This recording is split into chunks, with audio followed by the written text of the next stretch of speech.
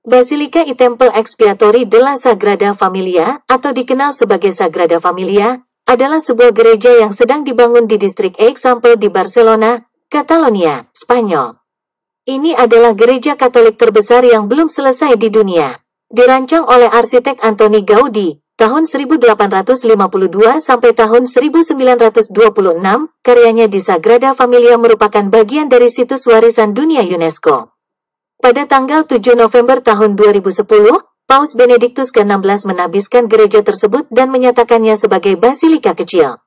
Pada tanggal 19 Maret tahun 1882, pembangunan Sagrada Familia dimulai di bawah arsitek Francisco de Paula del Villar.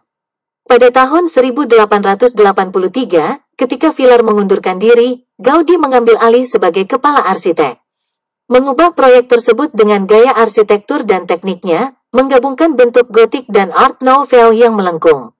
Gaudi mengabdikan sisa hidupnya untuk proyek tersebut, dan dia dimakamkan di ruang bawah tanah gereja. Pada saat kematiannya pada tahun 1926, kurang dari seperempat proyek telah selesai. Hanya mengandalkan sumbangan pribadi, pembangunan Sagrada Familia berjalan lambat dan terhenti oleh Perang Saudara Spanyol. Pada bulan Juli tahun 1936, kaum anarkis dari FAI membakar ruang bawah tanah dan menerobos masuk ke bengkel, sehingga menghancurkan sebagian rencana awal Gaudi. Pada tahun 1939, Frances de Paula Quintana mengambil alih pengelolaan lokasi, yang dapat berjalan berkat bahan yang disimpan dari bengkel Gaudi dan direkonstruksi dari rencana dan foto yang dipublikasikan. Konstruksi dilanjutkan dengan kemajuan yang terputus-putus pada tahun 1950-an. Kemajuan teknologi seperti desain berbantuan komputer dan kontrol numerik terkomputerisasi, CNC, telah memungkinkan kemajuan yang lebih cepat dan konstruksi telah melewati titik tengah pada tahun 2010. Namun, beberapa tantangan terbesar proyek ini masih ada, termasuk pembangunan 10 menara lagi, yang masing-masing melambangkan sebuah menara. Tokoh Alkitab yang penting dalam Perjanjian Baru. Bangunan ini diperkirakan akan selesai pada tahun 2026, tepat pada peringatan 100 tahun wafatnya Gaudi, namun kini tertunda karena pandemi COVID-19. Beberapa aspeknya mungkin baru selesai pada tahun 2040. Menggambarkan Sagrada Familia, kritikus seni Rainer Zelks mengatakan, mungkin mustahil menemukan bangunan gereja seperti ini sepanjang sejarah seni. Dan Paul Goldberger menggambarkannya sebagai interpretasi pribadi paling luar biasa terhadap arsitektur gotik sejak abad pertengahan. Basilika ini bukanlah gereja Katedral Keuskupan Agung Barcelona, karena gelar tersebut milik Katedral Salib Suci dan Saint Eulalia, Katedral Barcelona. Gereja ini bukan main indahnya. Coba perhatikan tiang-tiangnya. Itu seperti pohon, tidak ada sambungannya, tidak ada engsel apa-apanya. Semuanya seperti tersambung hidup begitu. Juga lihat ini sebelah kiri ada stained glass, itu kaca berwarna-warna, bukan main ya. Waktu matahari bersinar masuk itu, warnanya bukan main. Lihat tuh warnanya. Ada yang merah, hijau, merah muda, ada yang ungu, bukan main. Pokoknya kalau kalian datang ke sana, di dalam gereja ini indah sekali itu warnanya. Coba lihat ini, patung salibnya tergantung dengan bagus sekali, sepertinya mengawang-awang di atas gitu, nggak digantung kelihatannya. Lihat tuh atapnya ya, di atasnya seperti hidup, seperti apa itu ya, pohon yang hidup terus. Tidak ada sambungannya, seperti bukan buatan manusia gitu. Dia punya konstruksi sangat hebat sekali. Maka itu perlu sampai 100 tahun lebih. Sampai hari ini konstruksinya belum selesai. Nah ini, di sebelah depan tuh ada altarnya, terus dia ada misa, sedang diadakan misa sekarang ini. Terus yang di bagian belakang, itu untuk orang yang ingin melihat dalamnya di gereja. Tapi misalnya tetap jalan dan tidak terganggu. Misalkan orang masuk ke dalam bisa duduk di situ mengikuti misa atau apa saja. Sembahyang dengan sendirinya ya boleh, monggo.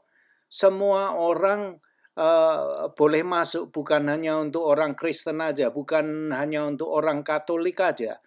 Semua orang welcome di sini. Lihat itu biru ya, warnanya masuk sinar matahari, yang sebelah sini biru, yang sebelah sana berwarna-warni. Bukan main, dia punya desain. Ini memerlukan sekali biaya, banyak sekali biayanya. Nggak tahu dari mana, tapi ternyata terus berdatangan terus biayanya. Uangnya seperti jatuh dari langit. Oh boy, ya bukan main ya. Lihat tuh sinarnya. Ini di video mungkin kurang begitu kelihatan ya. Coba kalau kalian melihatnya di komputer, layarnya besar, baru bisa kelihatan indah sekali. Atau kalau kalian bisa streaming di big itu TV yang layarnya besar, akan lebih indah ini. Gambarnya akan lebih indah. Nah, kalian bisa lihat itu misa yang di depan itu. Mimbarnya ada gitu ya. Waktu itu misa dimulai waktu aku ada di sana. Waktu aku berkunjung ke sana itu misa sudah akan selesai.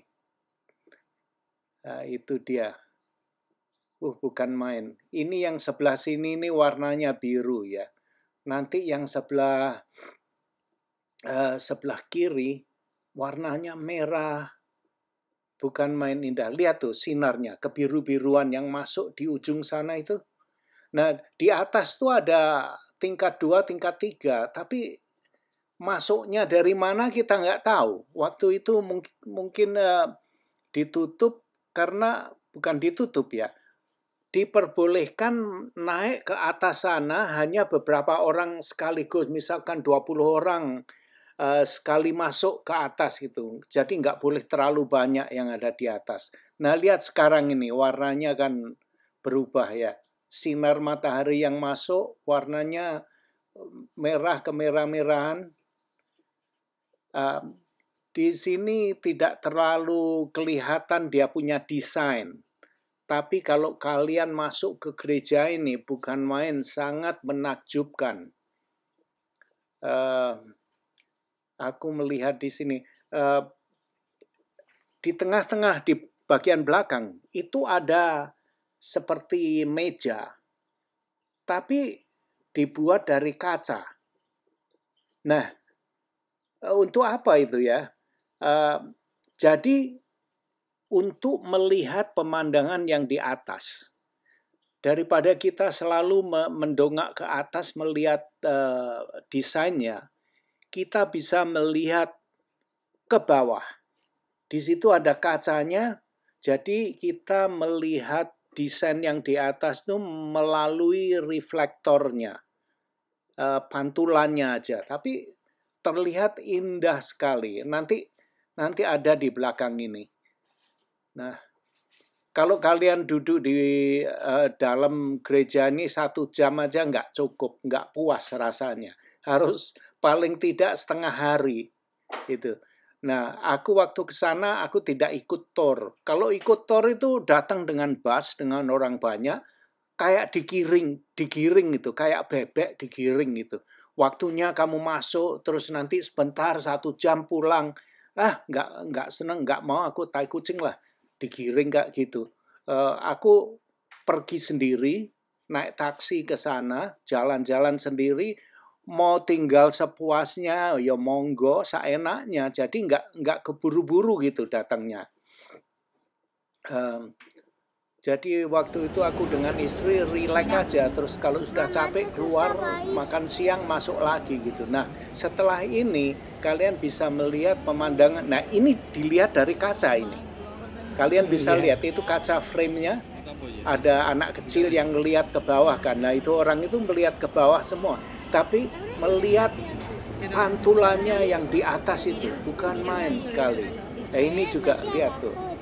Dilihat dari kaca, kita ngelihatnya ke bawah, tapi melihat pantulan yang di atas. Terima kasih sudah nonton video ini, dan jangan lupa like, comment, share, dan subscribe. Adios. my friend.